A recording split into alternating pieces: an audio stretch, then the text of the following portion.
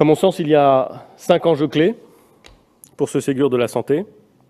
D'abord, être capable de montrer notre reconnaissance aux soignants et de garder intacte leur motivation et leur vocation. Cette reconnaissance, elle est immense dans notre pays et elle se traduira, le président l'a dit, dans les rémunérations. Sur ce point, je le dis sans ambiguïté, la revalorisation sera significative, comme le sera l'augmentation de l'ONDAM dans les années à venir. Mais le chantier de la reconnaissance des soignants concerne en réalité tous les enjeux de ressources humaines. Il faut également agir sur les déroulés de carrière, sur les métiers eux-mêmes.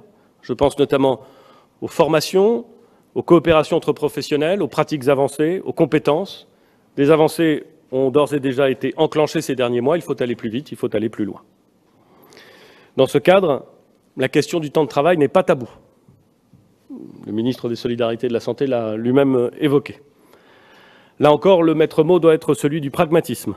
Je ne préjuge pas ici du résultat des discussions.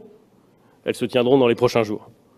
Mais j'ai dit qu'il fallait lever les contraintes de toute nature. Le temps de travail doit être regardé de la même façon. S'agissant des médecins, la crise est l'occasion de débloquer la question des statuts du médecin à l'hôpital. Tel qu'il existe aujourd'hui, je ne suis pas convaincu que le statut de praticien hospitalier soit le seul adapté aux besoins et aux aspirations de la nouvelle génération de médecins.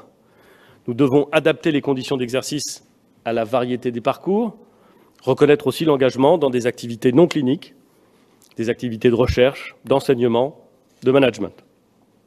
Les négociations débuteront demain avec l'ensemble des organisations syndicales et des fédérations. Elles doivent aboutir d'ici le début du mois de juillet.